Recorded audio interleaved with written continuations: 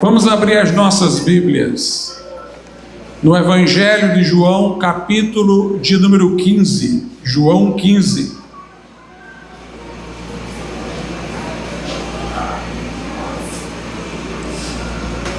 E lermos o que a Sagrada Escritura diz, do versículo de número 1 até o versículo de número 15, ou de número 11. João capítulo 15, do versículo de número 1 até o versículo de número 11.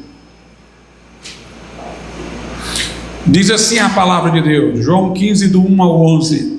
Eu sou a videira verdadeira, é Jesus quem fala, e meu Pai é o lavrador. Toda vara em mim que não dá fruto, atira, e limpa toda aquela que dá fruto, para que dê mais fruto. Vós já estáis limpos pela palavra que vos tenho falado.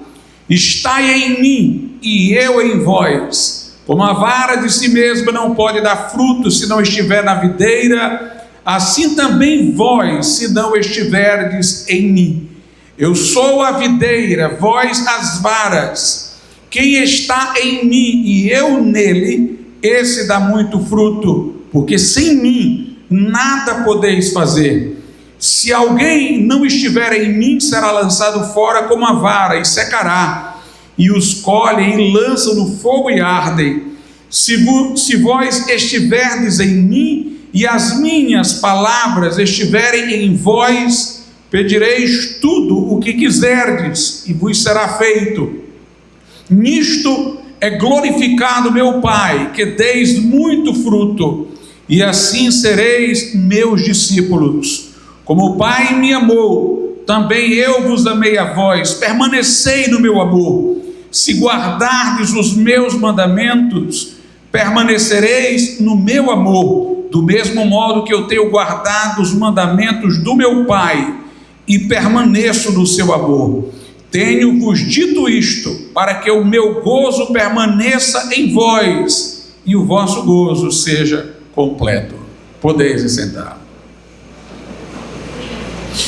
Nós cremos, irmãos, que quando entregamos a nossa vida ao Senhor Jesus Cristo em arrependimento e fé na sua virtude salvadora, naquele momento os nossos pecados são perdoados, nós somos justificados diante de Deus, as acusações que havia contra nós desaparecem, porque o sangue de Jesus nos purga de todo o pecado.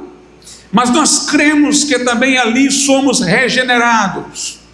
Não há apenas a obra de Cristo por nós, pela qual Ele nos redime, perdoando-nos pelo valor de sua morte, mas há também a obra do Espírito Santo em nós, pela qual Ele nos regenera, Ele nos dá uma nova vida, Ele comunica-nos a vida ressurreta de Jesus Cristo. Ele compartilha a vida de Cristo conosco, a vida de Cristo flui de Cristo para nós através do Espírito Santo, e nós passamos de um estado de morte espiritual, alienação de Deus, para um estado de vida espiritual.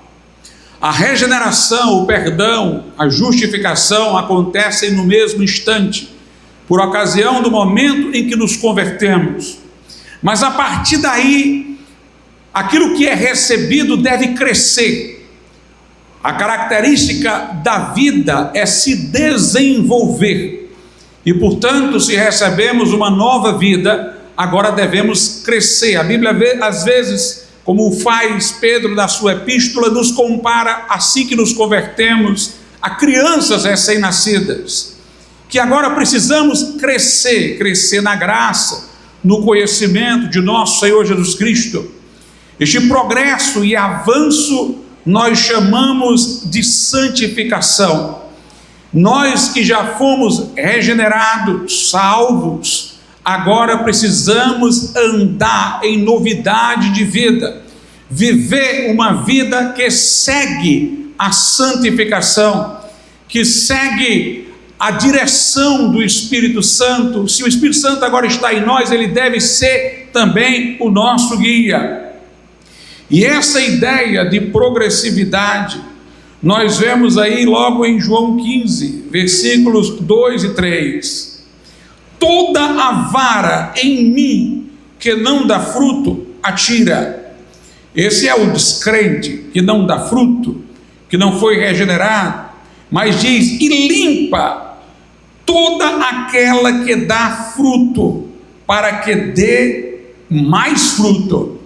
Ou seja, o crente que renasceu, que está ligado à videira, que recebe a seiva da graça, este crente que está numa ligação vital com Cristo, ele dá fruto.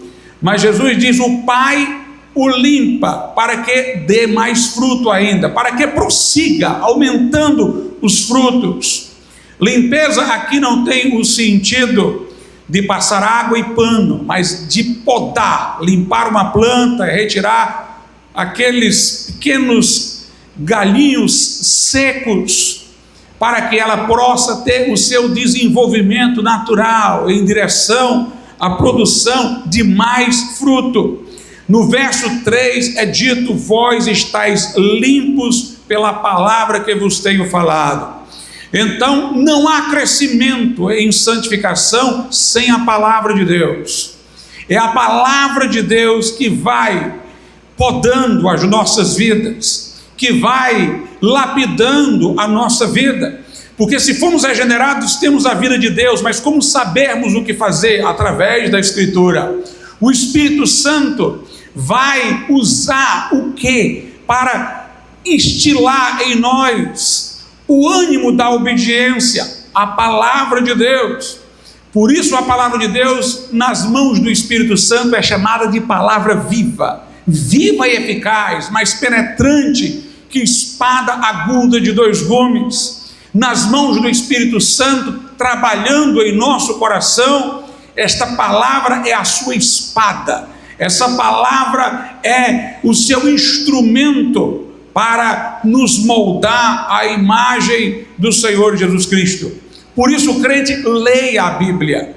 Bem-aventurado o varão que medita nesta palavra dia e noite, tudo quanto fizer prosperará, será como uma árvore plantada junto a ribeiros de águas, que dá o seu fruto na estação própria, cujas folhas não caem.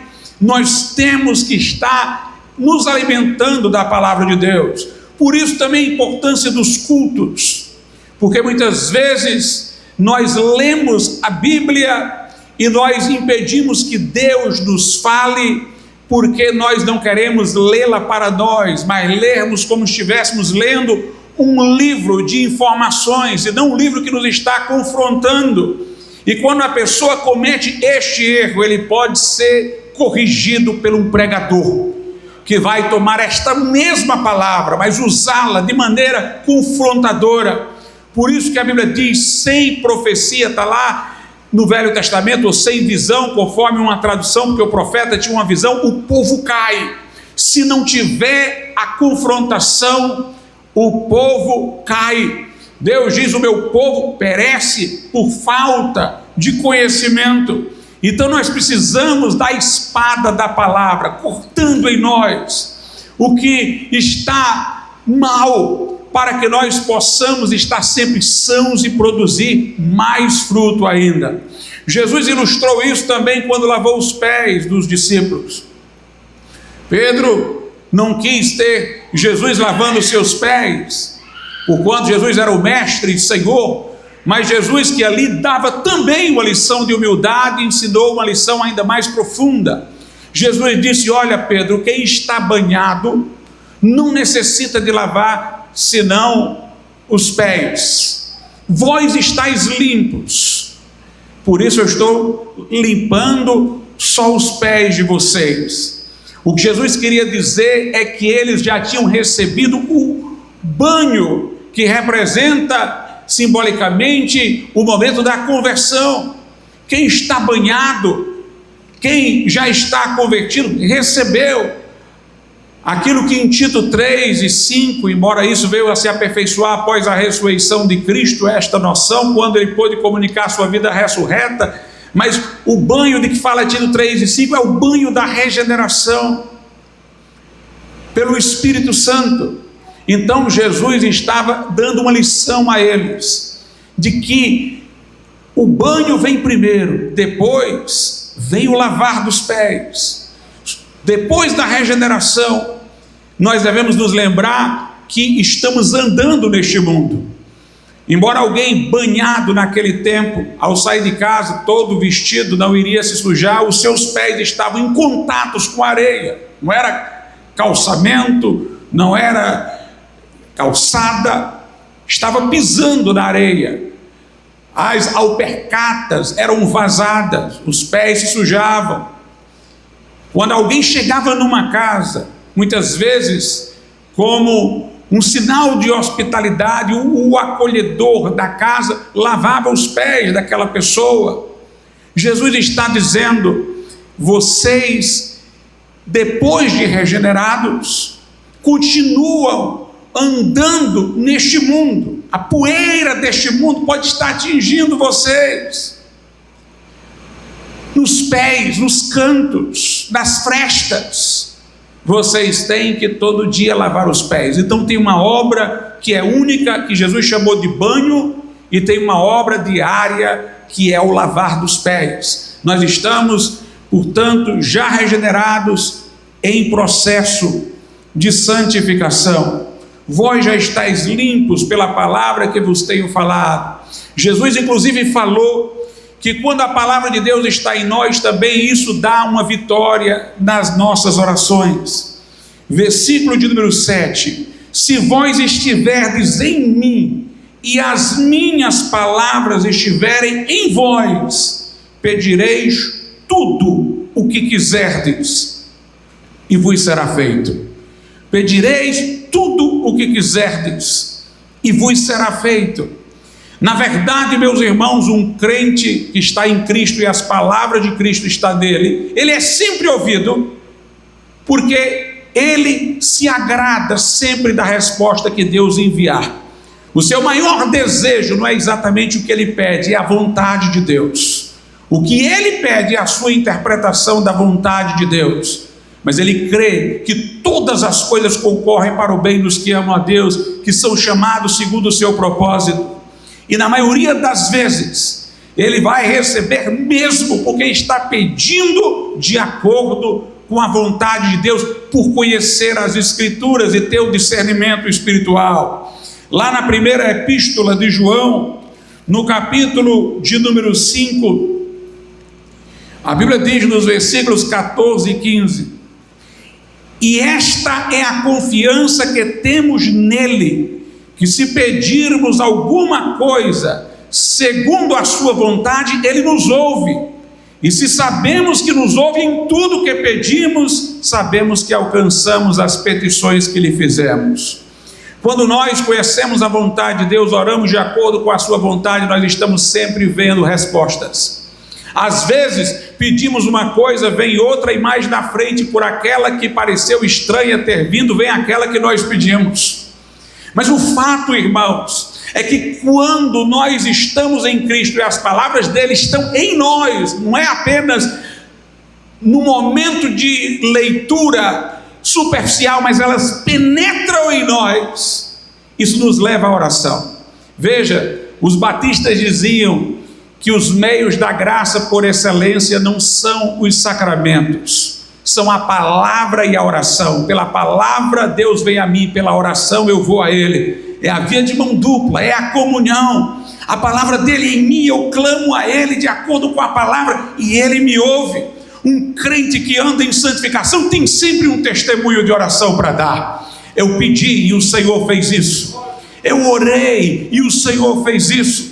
Quando alguém não anda em santificação, quando alguém não está com a palavra enraizada no seu coração, ele não está sendo poldado, não está aumentando, portanto, os frutos. as suas orações são formais, são litúrgicas, são ocasionais, ele não espera resultado, ele não enxerga o resultado se vier, ele não mantém um coração cheio de ações de graças, porque ele não está vendo nada de maneira espiritual, é tudo na linha horizontal. Mas quando estamos em Cristo, a sua palavra em nós, estamos sendo podados, aumentando os frutos, orando, e o Senhor está respondendo às nossas orações, e nós temos a alegria dos testemunhos que vamos contando.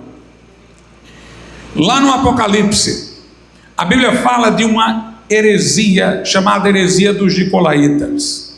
Eu reconheço as minhas limitações, o texto não dá tantas informações para a gente saber exatamente os que os nicolaítas acreditavam, ou tudo em que eles acreditavam, mas parece-nos que uma coisa era certa: os nicolaítas tinham uma visão semelhante à de alguns crentes mórbidos do nosso tempo, que dizem assim para o novo convertido que está ali alegre, festejando, fervoroso: olha, quando eu comecei também foi assim, aproveite esse tempo, mas depois as coisas ficam diferentes, você vai ver que muito disso é exagero, é fanatismo, depois você vai ter mais sabedoria, vai ter mais maturidade.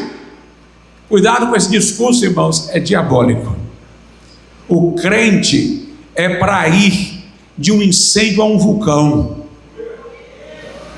e não de um vulcão a um palito de fósforo.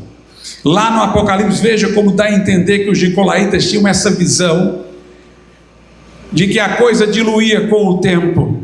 Apocalipse capítulo de número 2, versículos 15 e 16: assim tens também os que retêm a doutrina dos nicolaítas, o que eu odeio. Apocalipse 2,15. Aí o verso 16, olha o que ele diz: arrepende-te, pois, quando não em breve virei a ti, e contra eles batalharei com a espada da minha boca. Aqui em Apocalipse 2,6 diz: tenho, porém, isto, que odeias as obras dos nicolaítas, as quais eu também odeio. Mas veja o que ele diz no verso 5, antes de falar que ele aborrece a obra dos nicolaítas, e que dá a entender que é esta afirmação do verso 6, uma conclusão do 5. Vou ler a partir do 4. Tenho, porém, contra ti que deixaste o teu primeiro amor. Lembra-te, pois, de onde caíste, e arrepende-te, e pratica as primeiras obras, quando não brevemente a ti virei, e tirarei do seu lugar o teu castiçal, se não te arrependeres.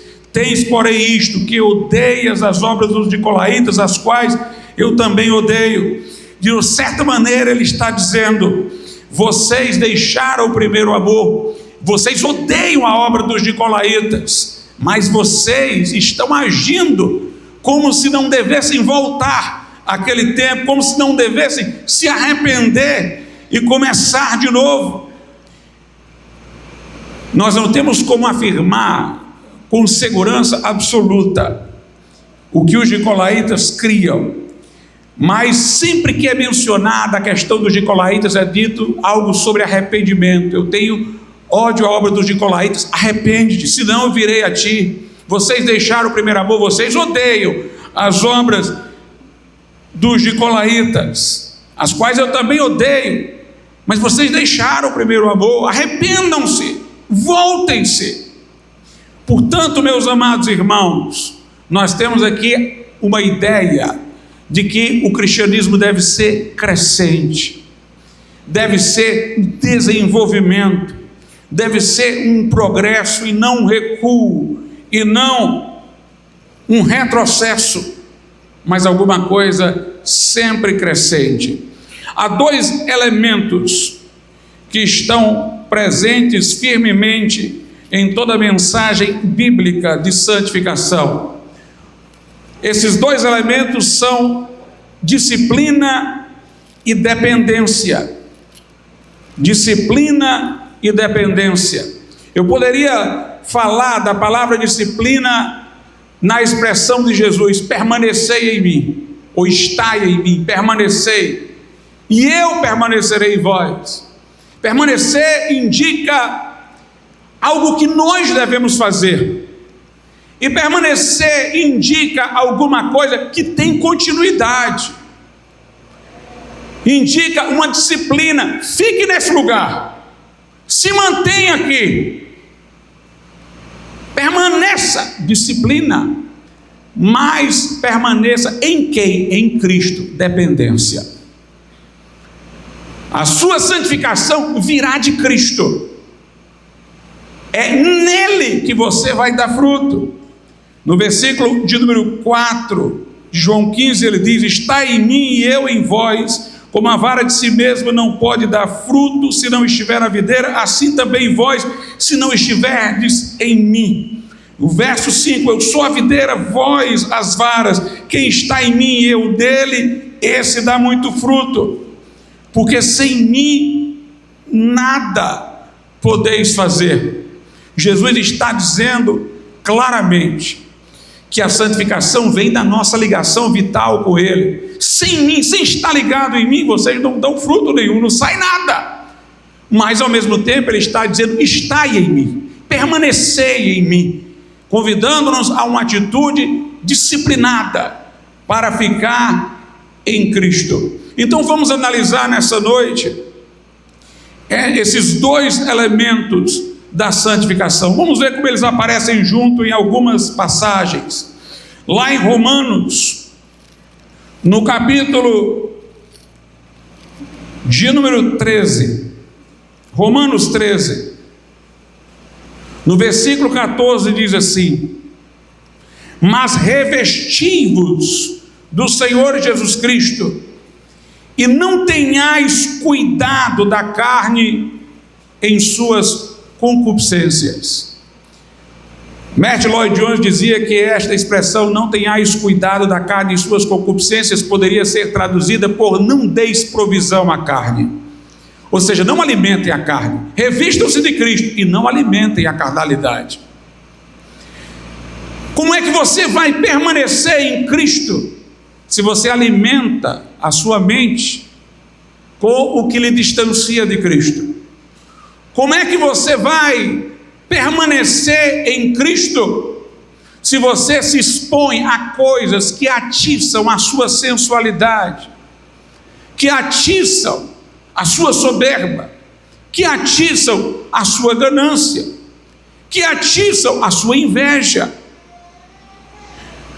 Portanto, eu tenho que, por um lado, me revestir de Cristo, me ligar a Ele, e por outro, eu tenho que ter cuidado de não ter atitudes, usar inadequadamente o tempo e as oportunidades, de maneira que eu esteja fortalecendo a carne. Aí eu me distraindo para a carne, eu não permaneço em Cristo. Veja a via de mão dupla: revestir-se de Cristo e não dar provisão à carne. Lá em Efésios 5,18: não vos embriagueis com vinho, mas enchei-vos do Espírito. Eu tenho que me encher do Espírito, mas eu não vou me embriagar com o vinho. A primeira atitude é disciplina, a segunda é dependência do Espírito Santo, no caso lá até para os dons espirituais. Em Gálatas, no capítulo de número 5, nós temos o seguinte, a partir do versículo 16: digo, porém, andai em espírito. É como permanecer em mim: andai em espírito, no Espírito. Sejam guiados pelo Espírito Santo. Deixem fluir em vocês a vida pelo Espírito Santo. Digo, porém, andai em espírito e não cumprireis as concupiscências da carne. Porque a carne cobiça contra o Espírito e o Espírito contra a carne. Estes opõem-se um ao outro, para que não façais as coisas que quereis. Não sou eu que me santifico, mas eu tenho dentro de mim a carne que me puxa para o pecado, o Espírito Santo que me puxa para a santidade. Não sou eu que venço a carne, eu me entrego ao Espírito, e o Espírito me conduz à santificação. Mas para eu me entregar ao Espírito, eu tenho que rejeitar a carne. É o Espírito Santo que me guia, é Ele que me santifica, é andando nele que eu sou santo, não é debatendo com a carne no braço, como se eu pudesse vencer. Lá em Romanos 7, Paulo mostra que um homem não pode vencer com os recursos da sua resolução suas inclinações carnais. Paulo diz: pela lei do meu entendimento, eu sei que a lei de Deus é santa, justa e boa. Note que aí só tem eu, não tem o Espírito Santo. Ele diz: mas quando eu quero fazer o bem, eu não faço o bem que quero, mas o mal que não quero, esse faço, porque em mim mesmo, isto é, na minha carne, não habita bem algum. Mas aí em Romanos 8, Paulo celebra que a lei do Espírito e vida em Cristo Jesus o livrou da lei do pecado e da morte.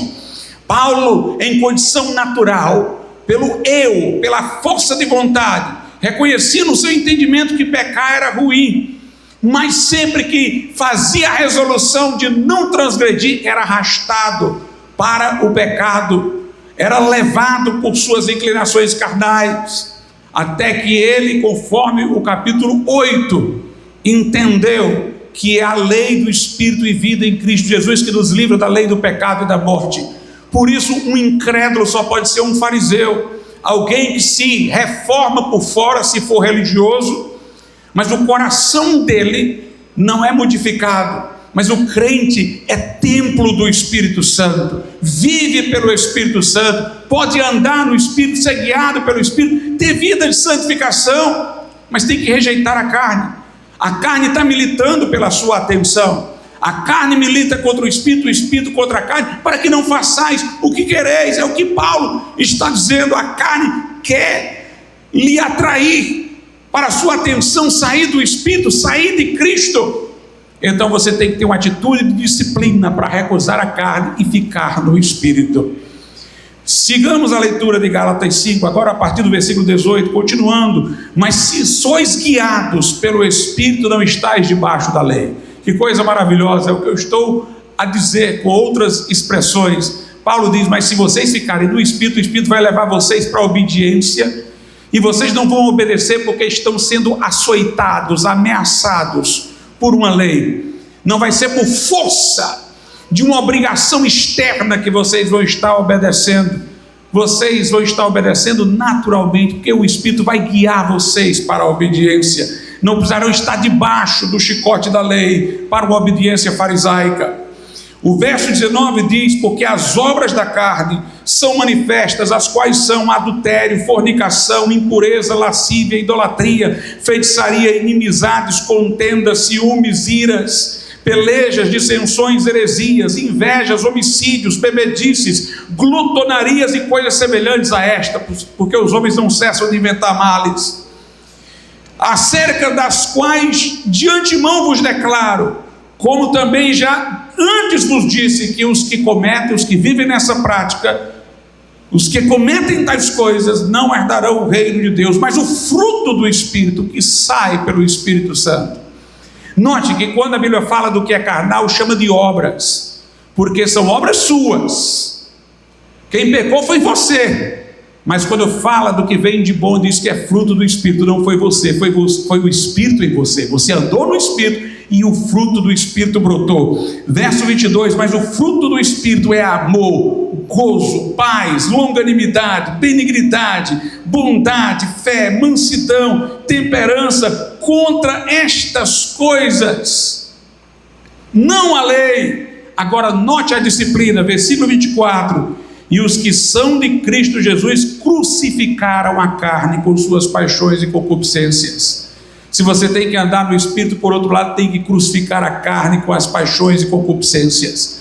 E o 25 diz, esse aí foi o 24, o 25 diz: se vivemos em Espírito, andemos também em Espírito. Veja também a disciplina em Gálatas 6, versículo de número 14: mas longe esteja de mim gloriar-me, a não ser na cruz de Cristo, de nosso Senhor Jesus Cristo, pelo qual o mundo está crucificado para mim e eu para o mundo. Eu morri para este mundo. Você tem que ter atitude de rejeição ao mundano para andar no Espírito. Em Filipenses 2, veja o que a Bíblia Sagrada também nos diz. Aos Filipenses 2, versículos de números 12 e 13, Paulo diz: de sorte que, meus amados, assim como sempre obedecestes, não só na minha presença, mas muito mais agora na minha ausência, assim também operai a vossa salvação com temor e tremor, porque Deus é o que opera em vós, tanto querer como efetuar, segundo a sua boa vontade. Aqui nós temos também as duas coisas. O verso 12 é o verso da disciplina.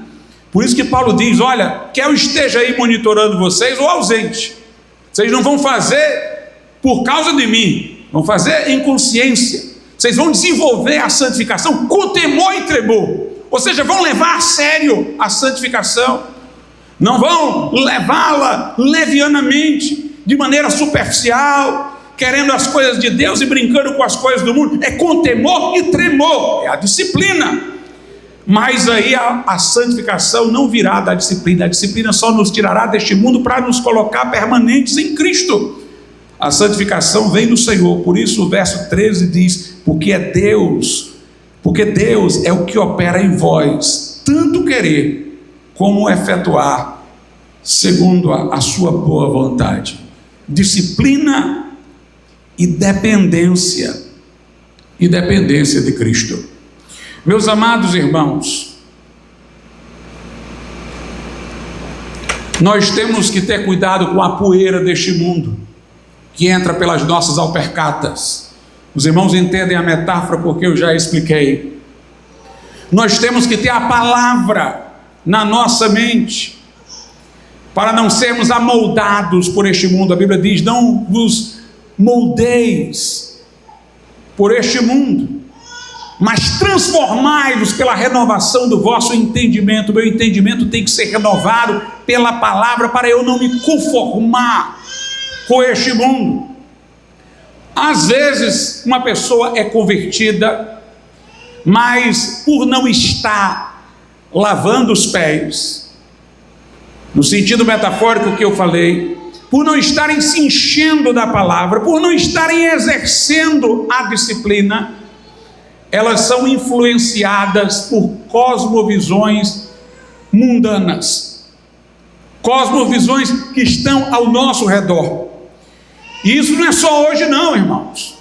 É só você olhar para a igreja de Corinto.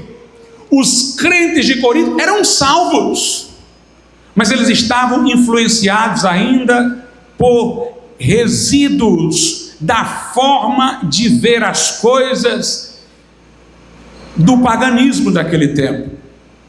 Os filósofos pagãos, por exemplo, eles formavam escolas.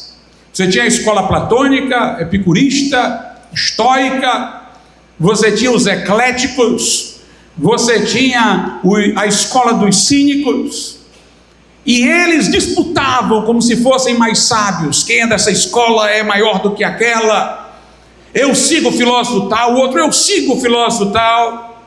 A igreja de Corinto não estava parecendo nenhuma igreja, ela estava parecendo um conjunto de escolas filosóficas. Às vezes a gente até lê mal, a gente pensa que aquelas disputas lá, eu sou de Paulo, eu sou de Pedro, era uma rixa pessoal. Não era uma rixa pessoal não, era um espírito filosófico lá dentro. Era cada um querendo dizer: eu sou dessa escola, e encontrar o nome de um patrono do seu grupo. Era um espírito secular entrando ali dentro. Quando eles participavam da sé, queriam participar em grupos. Por isso que Paulo diz: esperai uns pelos outros.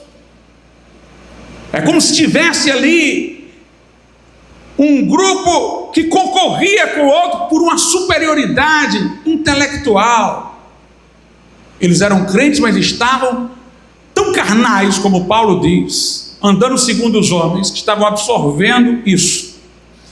E nós temos também hoje muitas coisas no mundo que podem nos influenciar. Eu falei aqui na última quinta-feira sobre a visão protestante de austeridade em relação a gastos, para que não se fizessem gastos necessários. Os protestantes eram trabalhadores, os da reforma me refiro, mas os evangélicos desde sempre, desde tempos imemoriais, desde os apóstolos, passando pelos anabatistas, mas a reforma salientou muito isso. Eles eram trabalhadores, mas eles não gastavam superfluamente, e por isso eles eram capazes de juntar por meio da poupança e reinvestir, e ter condições de ajudar missionários, de ajudar necessitados e de continuarem também estáveis economicamente. Mas nós vivemos numa sociedade do consumo, que não quer que ninguém poupe, mas que tudo seja gasto. Há muitas pessoas que estão vivendo como se fosse um animal. O animal, ele vai lá, devora como predador aquele que ele matou, e no outro dia ele vai ter que fazer isso de novo. Ele é incapaz de guardar alimento, ele é incapaz de se planejar para o dia seguinte. O homem não. Ao homem foi dada inteligência para ele ser construtivo, empreendedor, para ele criar prevenções, para ele ter esta prudência. E o gasto desnecessário, supérfluo, é pecaminoso. E a preguiça é pecaminosa. E também o mau uso do dinheiro fora da mordomia cristã está errado. Mas apesar de eu ter pregado isso, eu tenho certeza que muita gente, que talvez por um mês vai ficar bem ajustado, vai voltar a novamente ser aliciado, e amanhã se enche de dívidas e gasta mais do que pode, porque, meus irmãos, se não houver um propósito e uma vigilância, isso está no mundo, a poeira está todo dia batendo nos seus pés. Não é a minha pregação de um dia que vai resolver, é a sua atitude permanente.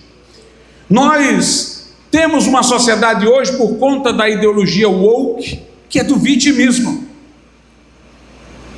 Ninguém é culpado por nada. Então, a pessoa, se é negra, ela diz que vive numa sociedade que foi oprimida pelos brancos, ainda que os brancos não sejam de hoje, sejam os ancestrais dos brancos desse tempo. As mulheres dizem que não têm oportunidade porque foram oprimidas pelos homens, ainda que não sejam os homens dessa geração, mas de homens do passado que modelaram uma sociedade machista. Os homossexuais também. Para alguém reivindicar direito hoje, ganhar a atenção dos holofotes, ele tem que se fazer de vítima. Tem que mexer com os sentimentos das pessoas. Muitas vezes dizendo até que uma coisa que o outro fez sem intenção deve trazer para ele reparação, porque muito embora não teve a intenção, ele sentiu-se mal com aquilo.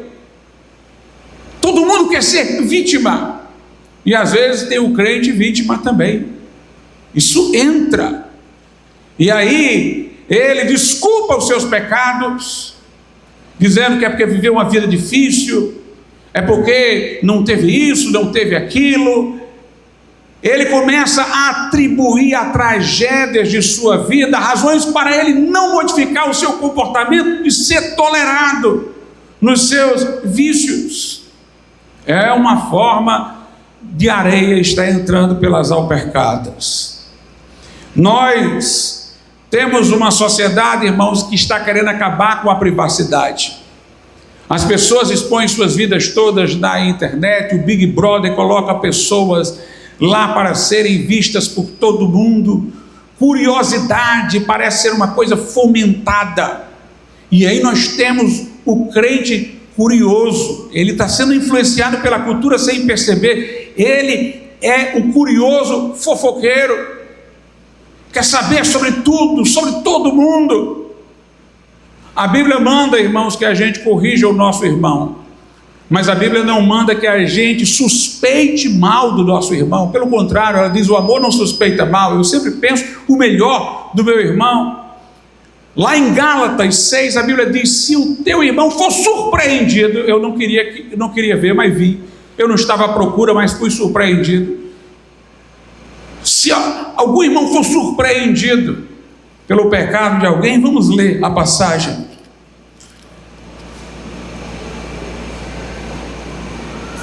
Gálatas 6, o irmão, se algum homem chegar a ser surpreendido na alguma ofensa, vós que sois espirituais, é uma forma irônica já de falar, ou seja, vá falar com ele se você for espiritual, encaminhe o tal com espírito de mansidão, não é com açoite não, olhando por ti mesmo, para que não sejas também tentado. Ou seja, não vá com ar de superioridade, porque você pode ser tentado também, mesmo que não seja pelo pecado que ele está cometendo, por outros você sabe que pode.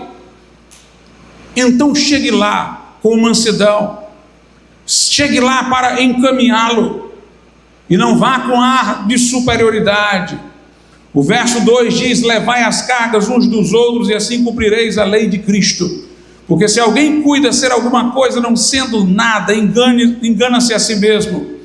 Mas prove cada um a sua própria obra, e terá glória só em si mesmo e não no outro. Porque tem gente que quer achar defeito no outro para se sentir maior. Ele tem um prazer de repreender ali o outro, não porque quer encaminhá-lo, mas porque naquele momento ele se sente superior ao outro. A Bíblia diz: prove cada um a sua própria obra, não se glorie de que o outro é inferior a você porque caiu. É o que você é que vai contar diante de Deus. Nós temos hoje, por exemplo, na universidade, um espírito crítico rebelde. Parece que a universidade é o lugar de subversão. Parece que aprender o conhecimento é zombar do senso comum, é subverter tudo, é ser um revolucionário, crítico de tudo. E tem crente, irmãos, que é influenciado por isso e traz isso para a igreja. Aí ele começa a criticar tudo, ele começa a criticar doutrina, criticar administração, mas não é a crítica construtiva, é a crítica porque ele virou um subvertor pelo espírito mundano que recebeu lá fora, para ser alguém contra todo mundo, que discorda de todo mundo, que fala diferente e que se sente superior por isso. Os outros são os irmãozinhos no diminutivo. Ele é o crente sábio e maduro. Nós temos que ter muito cuidado para que estas coisas não nos contaminem e para que permaneçamos sempre em Cristo. Tudo isso que eu falei até esse momento, agora nesse instante, foi sobre disciplina, mas vamos ver o que a Bíblia diz sobre dependência de Cristo. João capítulo 15, vamos retornar para lá. João capítulo de número 15.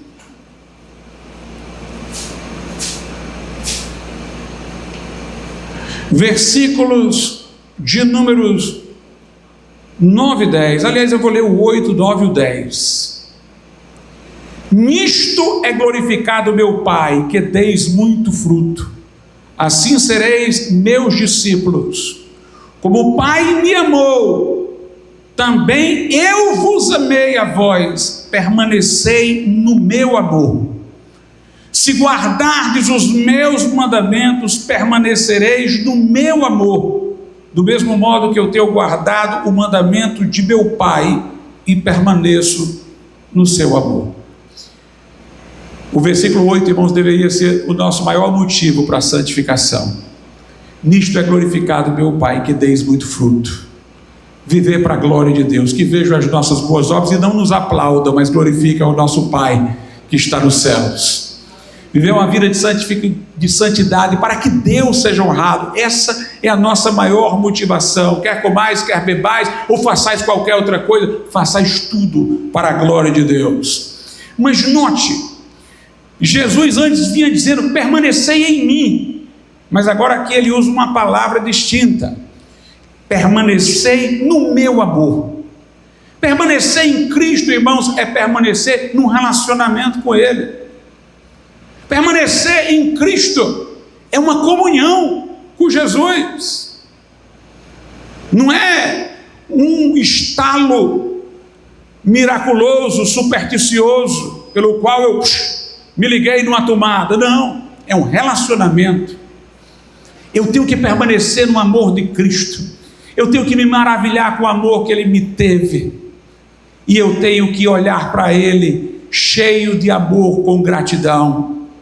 A Bíblia diz: enquanto contemplamos a glória do Senhor, tudo que o Senhor é para nós, somos transformados de glória em glória na mesma imagem. Paulo diz: porque o amor de Cristo nos constrange, julgando nós assim: se um morreu por todos, logo todos morreram, para que os que vivem, não vivam mais para si mesmos, mas para aquele que por eles morreu e ressuscitou. João diz: vede como é grande o amor concedido a nós pelo Pai, a ponto de sermos chamados filhos de Deus. Nós somos chamados, irmãos, a nos maravilhar com o amor de Cristo e ficar agarrado com este amor, através do nosso próprio amor. Em Cristo Jesus não vale a circuncisão nem a incircuncisão, mas a fé que opera pelo amor. Ama o Senhor teu Deus de todo o coração, alma e força, com todo o teu entendimento. Jesus diz: o Pai é glorificado em que vocês deem muito fruto. Como o Pai me amou, também eu vos amei a vós, permanecei no meu amor. Quando nós esquecemos o quanto Jesus nos ama, deixamos de nos lembrar da obra da cruz, deixamos de refletir em todo o cuidado que Ele tem tido por nós até agora. Nós, irmãos, deixamos de permanecer nele eficazmente para dar frutos. Permanecei no meu amor. Parece que tem uma contradição aqui. Veja o versículo 10. Se guardardes os meus mandamentos, permanecereis no meu amor, do mesmo modo que eu tenho guardado os mandamentos de meu Pai e permaneço no seu amor. O que é que parece aqui uma contradição? É que aparentemente Jesus estaria dizendo que eu tenho que primeiro guardar os mandamentos para depois estar no seu amor. E pensando assim, parece que eu tenho que fazer alguma coisa para estar ligado a Ele. Para nós pareceria, por tudo que já lemos anteriormente aqui em João 15, mais normal se Jesus tivesse dito assim: permaneçam no meu amor e vocês vão guardar os meus mandamentos. Mas parece que Ele está invertendo: guardem os meus mandamentos e vocês vão permanecer no meu amor. Mas, meus amados irmãos, aqui não tem antecedente nem consequente, não tem primeiro nem segundo. Não é permaneçam no meu amor e vocês guardarão os mandamentos. Guardem os mandamentos e vocês permanecerão no meu amor. Na Bíblia não existe amor só numa esfera romântica e sentimental. Quando a Bíblia fala de amor, é ação. A Bíblia diz: maridos, amai as vossas mulheres como Cristo amou a igreja e se deu por ela. Não é amor de declaração, não, é amor de ação. Deus amou o mundo de tal maneira que deu o seu Filho unigênito, para que todo o que nele crê não pereça, mas tenha a vida eterna. O jovem rico chega para Jesus: que farei para herdar a vida eterna? E Jesus, amando, disse. O amor bíblico é um amor já com ação. Então, quando ele diz: se guardardes os meus mandamentos, permanecereis no meu amor, aqui ele está querendo dizer: quando vocês guardarem os meus mandamentos, vocês já estão no meu amor. Já é o meu amor isso daí. Não é um que condiciona o outro, não. Quando eu permaneço no amor de Deus, eu permaneço no amor de Cristo, eu já estou agindo. O fruto do Espírito é o amor, mas a ele segue gozo, paz, longanimidade, benignidade, fidelidade, mansidão, domínio próprio. O amor é o cumprimento da lei, o amor é o vínculo da perfeição. A Bíblia Sagrada diz: quem ama, cumpre a lei. Jesus disse: o amor bíblico é prático. Por isso, meus irmãos, nós não devemos ser emocionalistas, como em certos lugares que fazem cultos sentimentais, com uma música de fundo no piano enquanto o pregador fala, lembra de coisas tristes das pessoas, para as pessoas lembrarem do quanto elas sofreram. Deus ama vocês, e aí fica aquela coisa como se fosse um amor romântico por Deus. e quando sai dali a desobediência continua, aquilo não produz nada. O amor que é fruto do Espírito Santo não é um sentimento barato, é uma força de transformação, é um poder de santificação, não é obra do homem, nem das emoções do homem, é fruto do Espírito Santo. Jesus está chamando-nos a um relacionamento com Ele que vai dar fruto, um relacionamento com Ele que se expressa em novas obras. Veja aí o que João diz nos versículos de números 13, 14 e 15. Jesus diz: ninguém tem maior amor do que este, de dar alguém a sua vida pelos seus amigos. Ninguém tem maior amor do que este, de dar alguém a sua vida pelos seus amigos. O que Jesus fez: vós sereis meus amigos se fizerdes o que eu vos mando.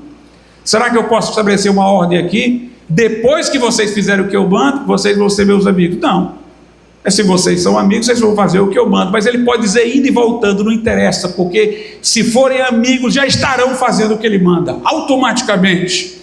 Mas veja como Jesus está nos chamando a um relacionamento com ele. Olha o verso 15: já vos não chamarei servos, porque o servo não sabe o que o seu senhor, não sabe o que faz o seu senhor, mas tenho-vos chamado amigos, porque tudo quanto ouvi de meu Pai vos tenho feito conhecer.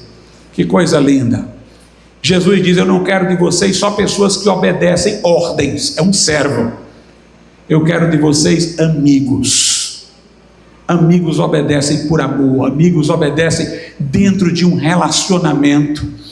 Mas Jesus diz: vocês serão meus amigos se fizerem o que eu mando, se não fizerem, não são.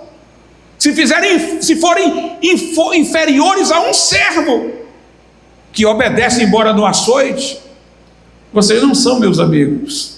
A diferença entre o servo e o amigo é que o servo obedece à força, o amigo obedece num relacionamento. Jesus disse: eu sou amigo de vocês. Ninguém tem maior amor do que este, de dar a vida pelos seus amigos. Jesus disse: eu não vos chamo de servo, porque um servo não sabe o que o Senhor vai fazer. Eu compartilho com vocês o meu coração. Lá no livro de Salmos, o salmista diz que o crente tem uma intimidade com Deus. É o segredo do crente, é uma intimidade com Deus. Meus irmãos, leiam o livro de Salmos, vocês vão ver ali Davi derramando a alma diante de Deus. Davi se curava de seus ressentimentos, não procurando xingar o adversário, não procurando alguém para ele poder externar a sua amargura. Ele colocava diante de Deus os seus resmungos, as suas amarguras, os seus ressentimentos. Mas se você prestar atenção, quando ele faz isso no início de um salmo, não é assim que ele termina. Na medida em que ele está conversando com Deus, Deus vai curando, e o salmo vai terminando com celebração, e o salmo vai terminando com um coração alegre. Coloca diante de Deus as tuas angústias, e é o Senhor que vai te erguer. Humilhai-vos debaixo da potente mão de Deus, e ela vos exaltará. Chega lá diante de Deus e diz: Senhor, o meu coração está ruim, mas cura a chaga do meu coração, vê se há em mim algum caminho mau e guia-me pelo caminho eterno. É dentro daquele relacionamento com Deus que nós vamos permanecer em Cristo. Disciplina em relação à carnalidade, às influências do mundo, e uma comunhão viva e poderosa com Jesus. Em 2 Coríntios, capítulo de número 4, a Bíblia Sagrada diz o seguinte: 2 Coríntios 4, do 7 ao 11: temos, porém, este tesouro em vasos de barro, para que a excelência do poder seja de Deus e não de nós. Em tudo somos atribulados, mas não angustiados, perplexos, mas não desanimados, perseguidos, mas não desamparados, abatidos, mas não destruídos, trazendo sempre por toda parte a mortificação do Senhor Jesus no corpo, para que a vida de Jesus se manifeste também no nosso corpo. E assim nós que vivemos, estamos sempre entregues à morte por amor de Jesus, para que a vida de Jesus se manifeste também na nossa carne mortal. Note, nós temos um corpo debilitado e finito, somos um vaso de barro, mas Jesus está aqui dentro. Esse corpo vai balançar, nós vamos ficar perplexos, nós vamos ficar atribulados, entristecidos, mas entristecidos e sempre alegres, porque tem o tesouro dentro, abatidos, mas não destruídos, sendo entregues à morte, mas se manifestando em nosso corpo a vida ressurreta do Senhor e Salvador Jesus Cristo. A Escritura diz em 2 Coríntios 2, 14, 15, 16: e graças a Deus que sempre nos faz triunfar em Cristo, vida vitoriosa, e por meio de nós manifesta em todo lugar a fragrância do seu conhecimento, porque para Deus somos o bom perfume de Cristo nos que se salvam e nos que se perdem. Para estes certamente cheiro de morte, mas para aqueles cheiro de vida. E para estas coisas quem é idôneo? Quer dizer, nós não somos por nós mesmos capazes de viver esta vida triunfante, de exalar o aroma de Cristo. É isso que nós somos, mas quem é de nós mesmos naturalmente idôneo para isso, capaz? Não, é o Senhor que nos capacita.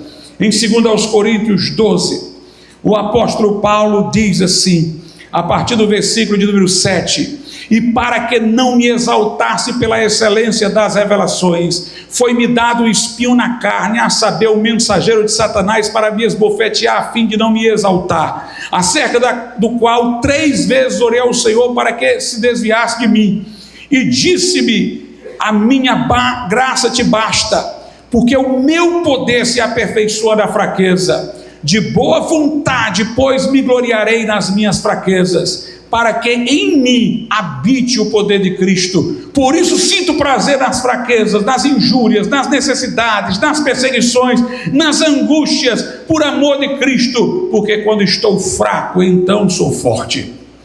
O apóstolo Paulo diz, na hora que o Senhor Jesus disse isso daí que está vindo sobre ti, eu não vou tirar, é bom para ti, é para que tu não te orgulhe, a minha graça é suficiente. Paulo disse, agora eu mudo a minha cabeça, agora eu não quero tirar não, eu vou me alegrar nessa dificuldade. Se é isso que o Senhor quer para mim, agrada-te no Senhor. Se é isso que o Senhor quer para mim, então eu vou me alegrar. Eu vou me alegrar nessas dificuldades, eu vou me alegrar nessas tribulações, nessas necessidades. Aos Filipenses, Paulo diz, eu conformo-me a Cristo na sua morte para experimentar o poder da sua ressurreição. Em outra carta, Paulo diz, quando eu sou perseguido, eu estou participando das aflições de Cristo. Estou tendo o privilégio de sofrer perseguições pela minha união com Cristo, de o ódio contra Cristo está vindo contra mim, porque eu estou unido a Ele, mas aí eu tenho o amor dele, eu permaneço no amor dele. É isso que a Escritura Sagrada está dizendo. Jesus nos advertiu inclusive disso, voltando lá para João, capítulo de número 15, nos versos 18 e 19, Jesus disse: se o mundo vos odeia, sabei que primeiro do que a vós me odiou a mim. Se vós fosseis do mundo, o mundo amaria o que era seu, mas porque não sois do mundo, antes eu vos escolhi do mundo, por isso que o mundo vos odeia. Mas nós nos alegramos, porque quando o mundo nos odeia por causa de Cristo que nos amou, e maior é o que está em nós do que o que está no mundo. E este mundo passa e a sua concupiscência, mas o que faz a vontade do Senhor permanecerá para sempre. Aleluia, o amor de Cristo, meus irmãos, excede todo o entendimento. Este é o amor que vale a pena. Mas eu quero falar de uma outra coisa que Jesus nos mostrou aqui em João 15. Veja o versículo de número 11. Tenho-vos dito isto, para que o meu gozo permaneça em vós e o vosso gozo seja completo. Jesus está dizendo que quando eu permaneço nele, eu dou muito fruto. Quando eu permaneço nele, eu sou limpo para dar mais fruto ainda. Quando eu permaneço nele, suas palavras permanecem em mim, minhas orações são ouvidas.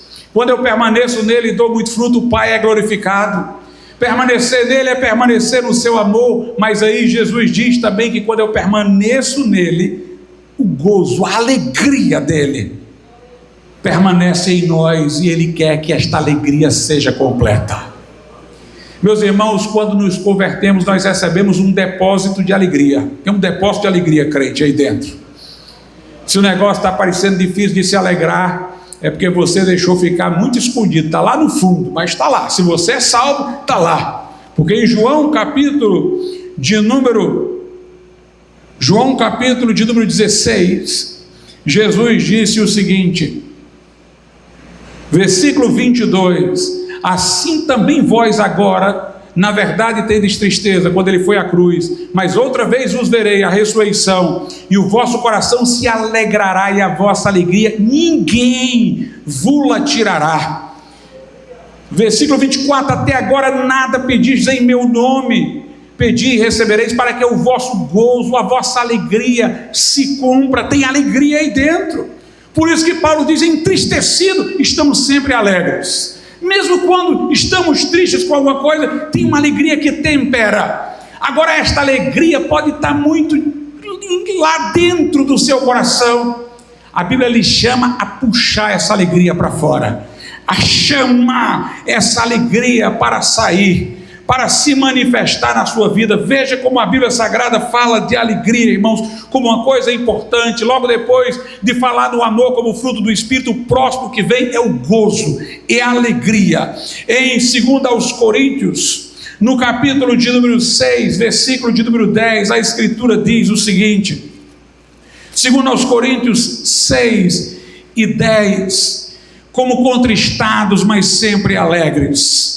Lá em João, a Escritura diz no capítulo de número 17, João 17, diz assim a Bíblia Sagrada no versículo de número 13: mas agora vou para ti, ele diz a Deus, e digo isto no mundo para que tenham a minha alegria completa em si mesmos. Portanto, nós somos chamados a ter essa alegria, ela está lá dentro, puxe ela. Lá em Filipenses 4,13, Paulo diz: regozijai-vos. Ele está dando uma ordem, tire essa alegria de dentro aí, ponha ela para se manifestar. Regozijai-vos, ele diz: outra vez vos digo, regozijai-vos, como se fosse um mandamento. Só pode ser um mandamento porque está lá. Você não vai produzir alegria não, ela já está lá, foi colocada por Deus. Você tem que colocar ela em movimento. Lá em 1 aos Tessalonicenses 5,16, Paulo diz: regozijai-vos sempre. É uma ordem. A Bíblia diz: o reino de Deus não é comida nem bebida, mas justiça, paz, alegria no Espírito Santo de Deus. Meus irmãos, e esta alegria, ela é importantíssima. Vou lhes dizer por quê. Porque é quando nós temos essa alegria que obedecer é fácil, obedecer é prazeroso. Tem crente que deixou a amargura lhe chegar ao coração, os problemas dessa vida lhe abaterem, e agora ele tem uma visão da obediência como um custo e um peso, os mandamentos de Deus como sendo penosos. Tem gente, meus amados irmãos, que começa a questionar: isso era tão fácil para mim no começo, agora é um fardo obedecer isso, aquilo. O que você está precisando não é mudar a doutrina não, é tirar a alegria de dentro de você. Um crente alegre com Jesus, Jesus pode mandar ele andar de cabeça para baixo, que ele vai andar de cabeça para baixo, se alegrando. Meus irmãos, existe uma força da alegria. Está lá em Esdras 8 e 10, diz a Bíblia: a alegria do Senhor é a nossa força. Há uma força na alegria. Durante os grandes avivamentos, o que é que havia muito? Alegria, alegria. O poder de Deus era derramado, o povo se alegrava, com alegria vinha a obediência. Quando a Arca da Aliança voltou, o povo se alegrou, o culto foi restaurado. Quando o livro da lei, que estava debaixo de ruínas, foi encontrado, houve alegria. Quando o povo voltou do cativeiro babilônico, primeiro chorou, mas depois se alegrou. Quando houve avivamento nos dias de Wesley, quando houve a reforma protestante, o que é que houve? houve explosão de alegria, pessoas estavam encontrando a graça, encontrando o Evangelho, por isso havia santidade durante os avivamentos. A Bíblia Sagrada diz no Salmo 118:14: o Senhor é o meu cântico e a minha fortaleza. Deus tem que ser a tua alegria, o teu cântico e a tua fortaleza. Alguém já disse: todo avivamento espiritual produziu um novo inário. Na época da reforma, o inário de Lutero. Na época do metodismo, o inário de Charles Wesley. Na época de Moody Sankey também estava lá cantando. Todo o avivamento produzia uma inologia, porque havia alegria. O Senhor é a minha porção, é a minha herança, o Senhor é o meu cântico. O que dava força aos pentecostais pioneiros? A alegria. Meus irmãos, eu lembro-me, novo convertido, naquela época, igrejas pentecostais bem simples, poucos instrumentos musicais, pessoas bem humildes, mas você era recebido pelo porteiro que já estava lá lhe abraçando, estava lá falando com você, como se já lhe conhecesse há 10 anos. Você entrava lá e encontrava um povo alegre. Esta igreja aqui, em momentos áureos, pessoas disseram: pastor, eu entrei lá e quis ficar, porque era uma alegria transbordante, era uma alegria transbordante, em um retiro, em que muitas pessoas se converteram, naquele retiro, inclusive, dali surgiu a congregação de Horizonte. Eu lembro-me que tinha uma pessoa vendo ali aquela explosão de alegria, e ele disse para mim: olha, eu ainda não entreguei minha vida a Jesus, mas eu não posso acreditar que uma alegria como essa não venha de Deus. Eu não posso aceitar que uma alegria como essa não venha de Deus. Quer obedecer com prazer, quer viver uma vida santa sem custo, então regozijai-vos do Senhor, encontre o Espírito Santo aí dentro. A alegria é do Espírito Santo. Torne o Senhor o seu cântico e a sua fortaleza. Em 1 de Pedro 8, Pedro diz que sem vermos Jesus dele nós nos alegramos, e nos alegramos com alegria indizível e cheia de glória, ou seja, uma alegria que não dá para dizer. É o melhor testemunho, aquele que a pessoa não pode contar. Ela chega lá para contar e começa a chorar de alegria. Ela não consegue, a alegria é indizível e cheia de glória e cheia de céu. A alegria que antecipa o céu. Para nós termos uma igreja santa, nós temos que ter uma igreja avivada, despertada, alegre. Uma igreja, irmãos, que canta, que celebra, que se alegra no Senhor. Regozijai-vos no Senhor, outra vez vos digo, regozijai-vos, permaneça nele, no amor dele, e você vai sentir esta alegria florescendo em você. Aleluia. Oremos a Deus. Soberano Deus e nosso Pai, fala ao coração daqueles que estão aqui e alcança corações para uma vida mais santa, dedicada e consagrada a Ti, Pai. Em nome de Jesus, aplica poderosamente esta palavra aos nossos ouvidos, aos nossos corações, às nossas mentes, em nome de Jesus. Se houver alguém nessa noite